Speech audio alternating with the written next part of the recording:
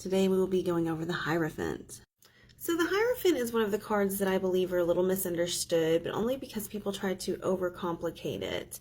Now, what I mean by that is, here we see like it looks to be a priestly figure, and so I think that a lot of people assume that this is a card of spirituality or of religion, but that's not quite the case. This card is more about tradition and about society functioning because everyone is in their place doing what they're supposed to be doing. If we start to break from traditions, we break down the norm, and then society doesn't function as the hierarchy would want it to.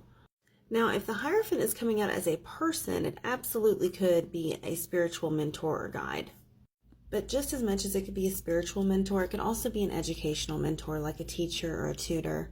So if this were to come up in like a love reading, then this could indicate that there is an importance on like shared long-lasting memories or perhaps traditions in your relationship or a spiritual bond.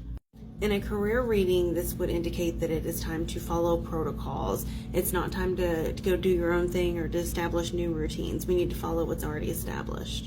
It also could indicate that maybe you are wanting to step into a mentor type role.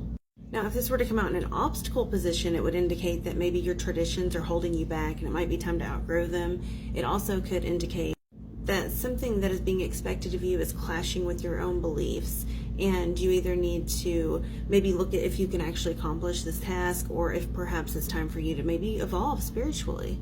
Now, there's a lot more in the blog if you head over to my page and read it, but I do want to finish this video off with one of the journal prompts that I put in there because I think it's just really great to help you get to understand the card and to help you get to understand yourself. So imagine that you are stepping into the role of the Hierophant.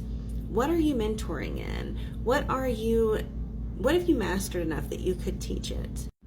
Specifically though, how do you connect with others and teach this?